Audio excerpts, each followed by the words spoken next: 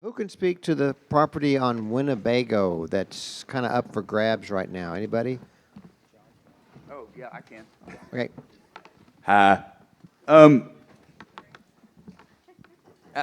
we met with Kathy Tovo's office about this, and it was a great impulse. I think Kate, you're here. So Kate had a guy from ArtSpace speak at her luncheon. This is Kate Singleton from Preservation Austin. And I think through that and his presentation, some council members got the impulse to start talking about giving city land to this group that builds affordable housing for artists. And that's great. We're not going to turn any resources down, but we took the opportunity, well, while you're thinking about giving land to creative infrastructure, here's some other things that might be worthy. And actually, that did turn up through Leslie Poole's office. We're actively engaged in looking for city-owned land for an arts education and concert hall complex, which is still in the early stages, but we want to get these ideas in front of council now. So the Winnebago thing, as far as its status, I don't know, but what I think it shows is that we have elected officials willing to entertain the idea of leasing city land or granting city land for creative infrastructure, and we want to put other ideas in their heads while they're open to it. Any other questions? Who's got the mic? Peggy? Oh, that's Peggy. That's Peggy Ellithorpe, without whom I would be useless.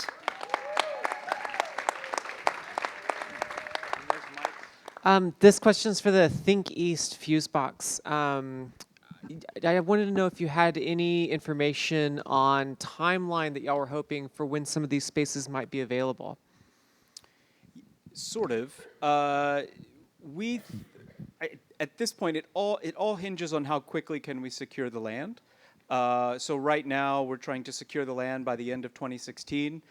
From there, we can start the process of identifying the tenants, developing lease agreements, finishing out the architectural program, and beginning to put together capital for construction. So our best guess is it's no less than 3 years and probably closer to 4 years before there is sort of boots moving into spaces and making things happen. Does that sound about right to you? That sounds exactly right. Hey everyone, Peter Helf, Austin Chamber Music Center. Who are the council people? You kind of piggybacked. I'm kind of piggybacking off your response to the first question, but who are the council people we should be talking to? Who are feeling these issues and that kind of thing? I mean, we've gotten a lot of great engagement from Kathy Tovo's the MPT. That's what I'm calling her, the notorious MPT, Mayor Pro Tem. And Leslie Poole's office has been great. The mayor's office has been great. I think we have allies in about at least 7, maybe 8 council members. So you should talk to your council person in your district if you have ideas. I would caution you that what I've learned is that you can't just ask them to do something. You have to drive a solution towards them and enlist their support. And that's a big point to keep in mind. Like, we as a sector, we need to drive our own solutions and then get the municipality and the business community and all that behind that solution. They don't know what we need. We have to let them know.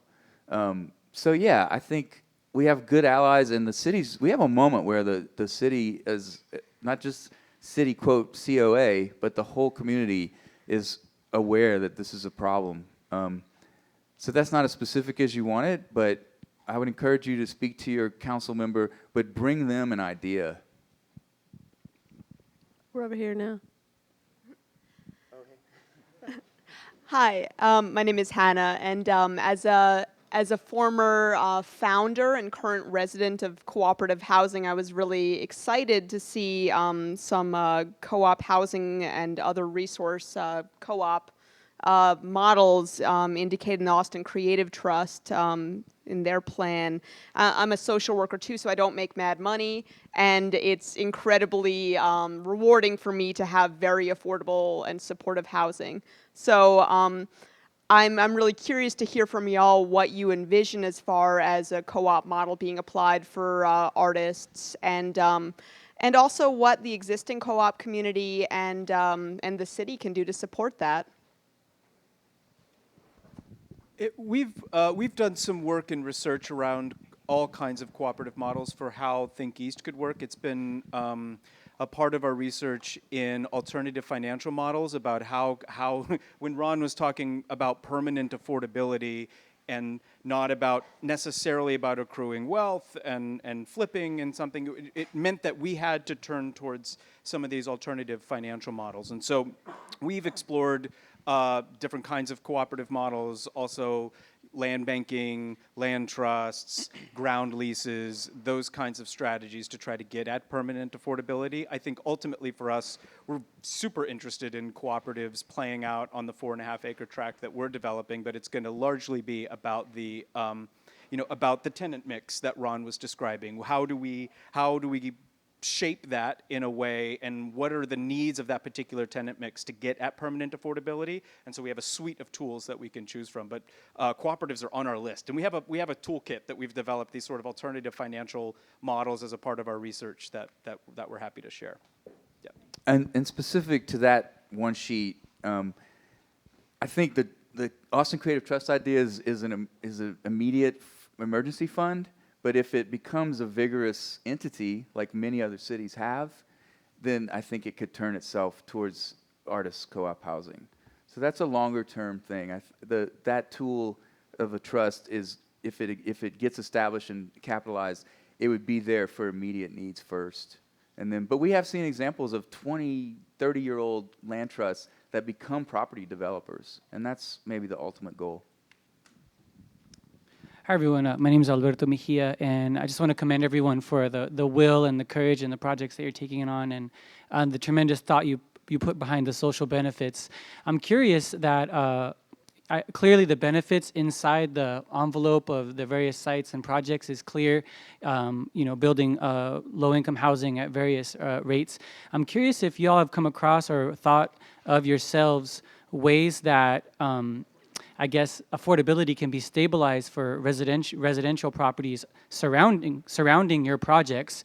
I know that that's a huge charge, and I know that it's not the silver bullet. But I'm curious how does that happen? Because sometimes these great projects are developed, yet right around it, it can sort of, I guess, have unforeseen consequences and increasing or rising affordability issues. So I hope that was clear enough. Yeah, for sure. That is something we've been worried about, and something we've talked a lot about with the surrounding communities. I think there's sort of two things with our project in particular that are somewhat comforting. One is that the sheer volume of affordable housing that's going in at Think East in particular, over 300 units, is in a lot of ways a natural way to control rising property values. I mean, the property values don't rise as fastly around affordable housing, but that's what that neighborhood wants. The other part is that area and including Think East was recently approved as one of Austin's very first homestead preservation districts. And so the area around Think East is part of this new tool that the city is exploring. Now, the city doesn't quite know exactly yet how they're going to use this tool or what they can do, and it might require going back to the legislature to get a few things sorted out. But there has been an effort made around that part of East Austin to recognize a strategic effort to try to mitigate some of the things that you're talking about. And the Homestead Preservation District in that part of East Austin, I think, has a lot of potential to ease that concern, but there's still a bunch of questions around how that actually plays out.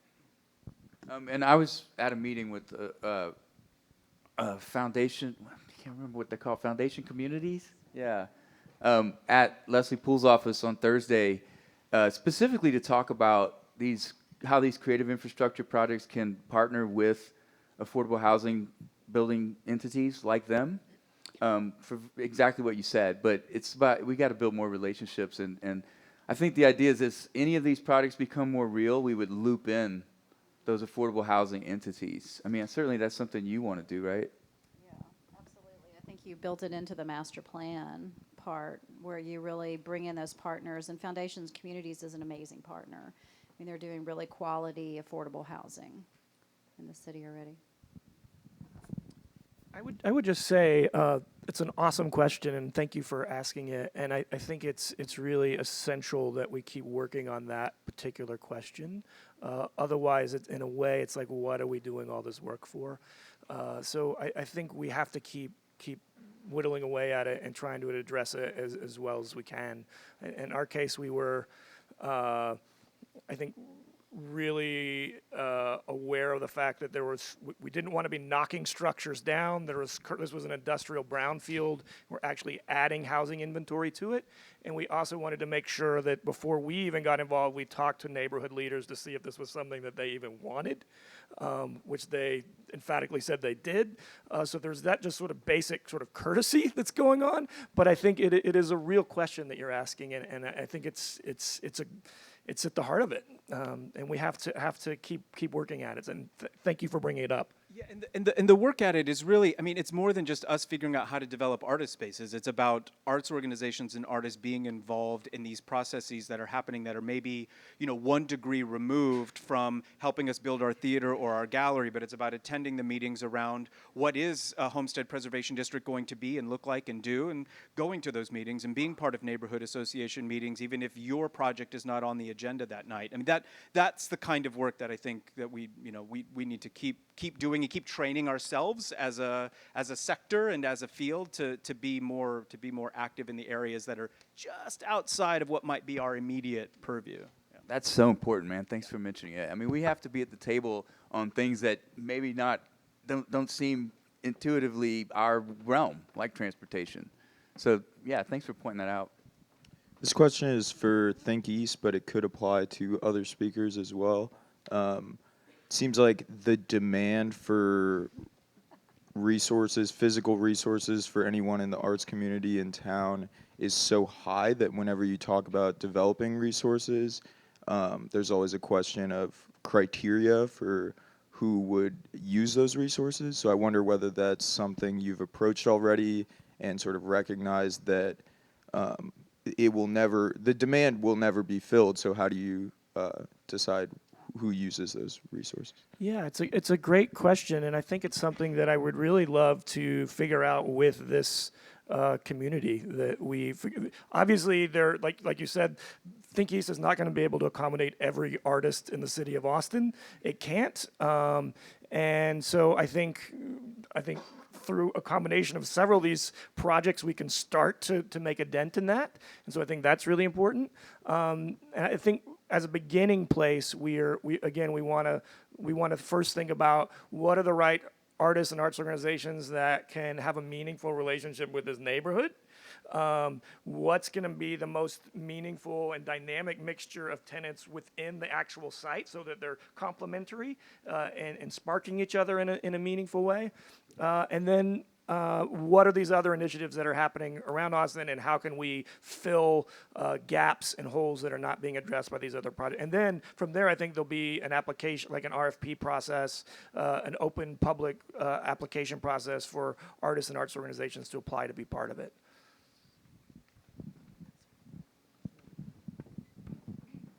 Hi, everybody. Jacob Mays here. I'm just I'm a physician here in the community and just an arts advocate. Just want to say thanks to everyone for putting all this together and collaborating. The main question, I like to simplify things. I don't know, oversimplify most of the time. But I see so many great agendas and goals and visions, and then I keep having this question of funding. Who's going to fund it? How can a random community member like myself, how can I elicit funding from the city or wherever? What's the next step other than attending meetings such as these? Like, what would y'all suggest? Thank you for opening that door. What I suggest first and foremost is that you join the Austin Creative Alliance, because we're gonna be with partners like these guys and the people here and others on the Music and Arts Commissions and the Red River Cultural District. We're going to be bringing concrete actions to council. And then we're going to be able to let you know if you're a member of our mailing list or a member of a paid member. We also have a free level for students and artists.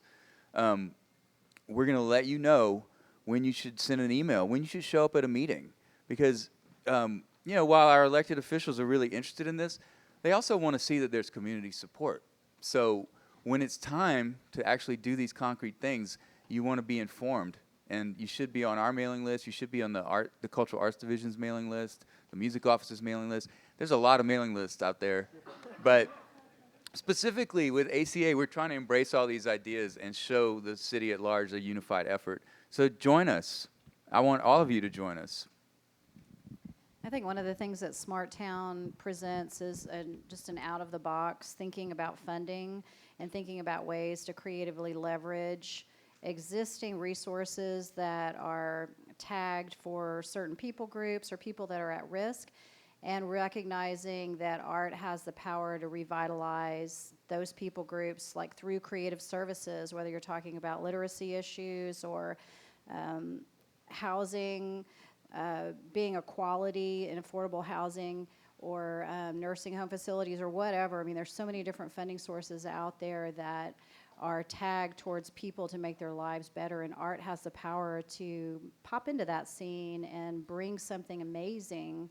And so for Smart Town, really that's art, bringing art into this area where people are really in need of something life-giving, but also recognizing that we can just turn the way these funding is being spent, because it's really ridiculously being spent at this point, and that these resources can be utilized to not only pay creatives, but to pay creatives to come in and change lives and make things better for people that are living there already. So I think that Smart Town is not just an idea for that piece of property and those people. It's really, it's an idea for I would love to just say to you, just go outside the box and look around you. That's why I talked about the welfare of the city. It's like seeking the welfare of your city, looking for the need in your city, because within that need, you're likely to find pockets of resources or places that would welcome artists and arts organizations to come in and make their home there. And I think that John's answer is probably the best one, because I think it's going to connect you with all of the different opportunities and initiatives that are going on. But certainly what Ron and Brad were talking about with funding for their specific program coming from governmental sources, potentially from private philanthropic sources, and then also possibly from private investment.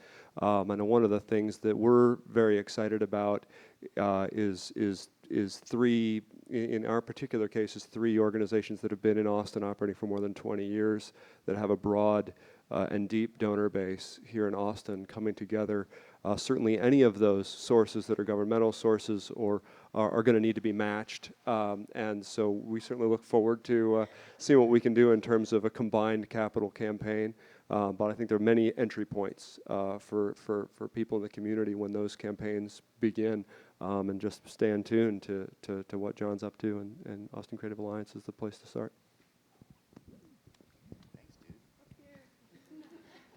I also just want to add that I think as we're thinking about these spaces and these creative spaces, that I think all artists don't want to get into this feeling that we are siloed. And so I think that there are opportunities also to communicate and work with communities, even part of the commercial communities, and doing multi-use spaces where we can combine the arts together with housing and retail and other ideas as well, so that so art isn't just being made here, but art is a part of our community as a whole, that we can experience that together, so that we can have not-for-profit together with for-profit to enrich this city. I also wanted to just add on to your question too. How will artists be involved? What will the vetting process be? And I think it's really important that we have this be an ongoing conversation, and even when the bricks and mortars go up, that the conversation doesn't stop there. I feel like I've seen often with bricks and mortar going up that always the rhetoric going into the building of it phase and the asking for money stage is always about the community. And once the buildings go up, that community becomes very small, and it serves a smaller amount of people. And the rhetoric goes away. And I would like to see that rhetoric continue, because as we have younger artists come into play, the spaces that we're creating now need to be spaces for the future and not just for our current population. So I think we have to all commit to that ongoing conversation.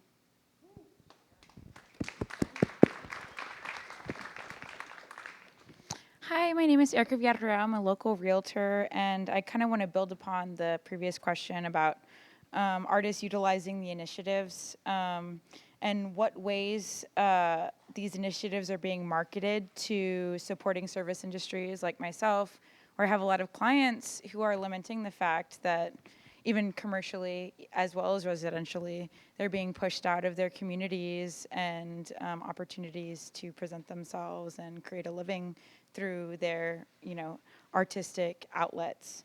So, have you guys partnered with any groups, or what are your thoughts as far as marketing this initiative? Because that's kind of why I came here, to find out more information and direct my clients to these types of resources. I recently have reached out to members of the board of RICA to start building relationships in that direction, but we haven't really yet. I think we do need to bring that sector into the conversation because I know a lot of developers that we've talked to, and there's a lot of developers who want to get engaged in this, and there's a lot of real estate agents who do as well. But for my part, we're just starting the conversation with that sector. Yeah, I feel like we have talked about a very public marketing phase, a very specific public marketing phase for our project down the line. Once we have, it's got to start with the land, right? Like, we're close and we could get it, that's exciting. But once we have that, once we can start the process of sort of being able to tell the community very publicly, we have this piece of land and this is what we want to do with it.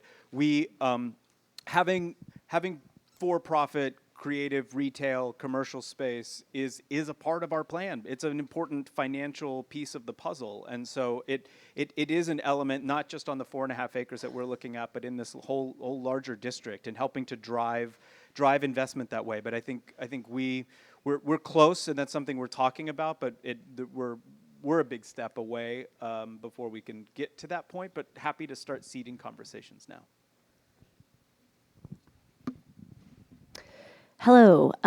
Thanks, everyone, for very inspiring and optimistic presentations. My name is Alyssa Taylor-Went. I'm an artist here in Austin. And this might be more of an issue for the public hearing tomorrow night, which is at the Marquesa. But I just wanted to make a comment about the summit points, which is that I don't want to be retroactive, and I know this is all very future-forward thinking, but I think something that's also very important to put into place is something to protect the artists that are already here, and artists who have spaces. Myself included, people all around me are losing their spaces rapidly. And these are all, I'm excited about all these ideas, but we're talking about years ahead, and there are people losing their spaces like today, tomorrow, next week. And so is there, I'm wondering if there's been any talk to put things in place. I guess this isn't really a question, but just something to protect the artists that are here, to protect the studio communities that have been around for a long time, Pump Projects, and there's Thornton Road and tons of places like that. I just think it's important. And also, if there's been any talk with the city about putting sort of impediments towards developers. We're all talking about solutions to this sort of impending problem of gentrification and overdevelopment, but I'm wondering if there's I'm just sort of putting this out there, anything we can do, like higher taxes for, condo development, and Preservation Austin is involved in buildings. I know you guys have done great things with protecting buildings, and, if there's anything that we can do to sort of slow down this speed with that we're sort of trying to fight against. I don't know if that's a question or just a comment. John missed the question, probably. No, he didn't. But I would say refer to the toolkit. I think the toolkit has a lot of things like the rebate, and I don't know how soon those are on the wheels. We don't know either. Yeah. I think Did you hear the question? Not really, but if you talk to address the rebate, we actually have a council member willing to take that forward now. But Kate can answer that question. This is Kate from Preservation Austin. Well, it's hard to do some of what you're talking about because we are in a property rights state, and everyone in this room needs to remember that. And so some of the tools that we used to have, like back in the 80s, where you can slap a moratorium on a piece of property so they wouldn't tear it down and stuff, we still have that, but it's a little bit harder to do, and you have to do more public hearings and things like that. I think in the long run, you really have to have the plan, and you have to identify players in the development world who are willing to work with you, like these gentlemen have at Think East and some of the other people up there on the stage. And then you have to make it a priority for City Council. And that's reaching out, and this is Preservation Austin, we do this a lot. We're not always successful, but we have had some successes recently, and that's one of the reasons why we've partnered with you all, is that we know that in numbers that we can affect change. And so I think it's extremely important for you all to learn how to talk with your council members, who they are, number one, and how to talk to them and how to reach out to them. And whoever set it up at the podium, I guess it was John, you do have to talk to them about the solution. You guys have to come up with the solutions. And actually, Preservation Austin, that's one of the things we're involved in. It's not just about the buildings, it's about the cultural heritage of this community. And that means the arts community. Anne Graham is here, and she's one of our board members. So we do include the arts. So I think it's really important that we all work together on this. Unfortunately, trying to get a developer to stop a development or to say that they're going to put arts in it, I think the best way is to go through the city to get ordinances that are such on pieces of property so we can do that.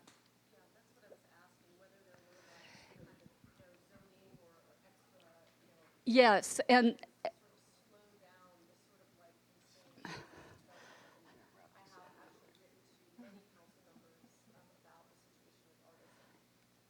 I think something to think about is how do you, if there's an incentive, then the developer is going to look to the incentive because they're looking for anything that will give them a little bit of money in their pockets. So do they put a percentage of low to moderate income housing in and they get a break from the city?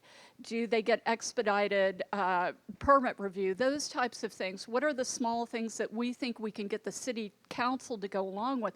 And I think that's why John's list is so important about the different incentives, because once you do that, then we stand a better chance with the developers, and they're the ones with the big dollars. Although remember, they always use somebody else's dollars. They never use their own, and they are probably the most risk-averse people in the world. I used to work with them for historic preservation projects, so you know I know that. So, but we're facing the same problem in East Austin, working with some of the neighborhoods, and they want to all do moratoriums because the houses are being torn down so quickly that they're losing the very fabric of their neighborhoods and of their lives. And it's extremely distressing, not only to them, but to us and to the community as a whole. So we're trying to figure out some other tools to use. So, thank you. Hey, folks, we have to wrap it up. We have like 3 more questions. Okay. But well, if heads you up. We got make 3 them more. Quick. Okay. Quick and concise. These are all amazing long-term projects, but were there any short-term solutions discussed in the summit? Some of the toolkit stuff, like creative enterprise zoning ideas, is short-term. The creative trust, if it can actually be funded by what most land trusts that have worked in the cultural space, they get their money from the business community. The Pittsburgh Cultural Trust, for example, just basically went around and asked the largest companies in its region to pitch in. And if we can capitalize that, even $2 or $3 million in the short term, it can be there for places like Salvage to relocate. But no, the answer is that we haven't done the preparation as a community, and the same way we haven't done transportation as a community. So we watched this growth happen and didn't take steps, and now we're caught kind of without an option. Hello. Hey, David. Hi. Hi, everybody. So one thing I wanted to ask, and I felt like I had this question at every single summit, but didn't really feel like I had a time to ask it. I feel like this is a good time to ask, which is that as you all are looking at assets and tools and land and big money resources, also I think it would be a valuable process to ask other people, what resources they have that might be available to artists and creatives. You know, I've got a business that is built around creative type people. We've got an office that sits unused half of every weekday and all weekend long. So we've got lots of assets just as our little business that could be available. And so I think, you know, certainly you all are looking for tenants and you're looking for assets, but I think taking that additional time to pull other stakeholders to see what they could offer could turn up lots of resources that are little bits and pieces that can be, you know, maybe we could be at the Think East, but also we might have some spaces that could just be leveraged and turned over. We actually, yeah, the short-term stuff. We do have a couple of tools online, one called createaustin.net that is a kind of moribund platform because we don't have marketing money, but it's a project management and sort of social platform, community platform for creatives. And then something that we brought in from New York, from Fractured Atlas, called austin.spacefinder.org, also, sadly, was not picked up and utilized by this community. So the tools are there. We just haven't really taken them and used them. Because Spacefinder, for example, you could post that you have space, and then an interested artist could go and see it, and divide it by, like, per hour rate, location. It's a tool that's there. It's austin.spacefinder.org. AustinVenueMenu.org. Is that the same one? Same deal, yeah. Does it go to the same Same spot? one, same one. Okay, thank you. Sorry. But there's some tools in place that really the community hasn't picked up and used. Maybe now we will. I would love to share that Imagine Art has a lot of assets to offer the artists, the visual artists, and musicians in the city, and we have space that we would love to identify additional artists that are going to come and use our space with us. Visual artists, we do not charge them to studio with us. They do not have their own walls, and we creatively share open space, but we have a 10,000 square foot building, and we're using it, I would say, about 40% of the time. So we have a lot of open space, times that the building is closed or times that portions of the building are not being used. And we also have a really large room for performances, like musical performances or rehearsal. And we're looking to fill, we want a thriving place that, you know, we typically are closing our doors at 4 o'clock. We're looking to have a thriving place until midnight. And we're building an entire garden area. DWG took on this project for us, and they're creating this amazing outdoor space with a stage and a fire pit, and we're bringing in food trailers. And so we're really excited about the development that's happening in our facility, and we're eager to just open our doors and invite people to come and be with us. Yeah, you should drop by. It's a really great vibe. Where is it? It's at 2830 Rial Street, so it's MLK Airport. Our building, our corner, sees across the tracks at the M Station Foundation Communities. One more? Yeah, we have one more. And I just want to say, if we didn't get to your question tonight, you can send it to info@austincreativealliance.org, and we will try to get the answer for you from our speakers, and we'll post it back out on our Facebook page sometime this week or next. And here is Rapaket. Hey, y'all. Rick Heffett with the Rattletree School of Marimba. Wow. Hi. Thank you. Wow. Hi. Thank you so much. One of you actually stole my question, but so I won't ask that. But I'm really, really glad to know, because we're building out a bigger space. We're moving May 1st into a much bigger space, building out a great stage, dance floor. So we have an asset that we would like to share with the community. So I'm excited about that. And then also, I just wanted to say, end this on a hopeful note. I'm also part of the Thornton Road Studios, and we just defeated the big developers. And so we saved over 50 artists, and it's really a big thing, 10-1.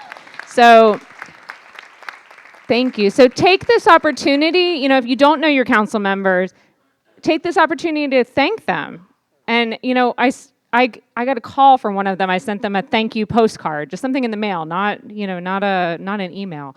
And I got a call from their staffer saying, oh yeah, council member Houston said, oh, she'd love to come play marimba sometime, and it was just great. And go to this music summit. So they are listening. They are listening. So please thank them, call them, talk to them, and hold out some hope.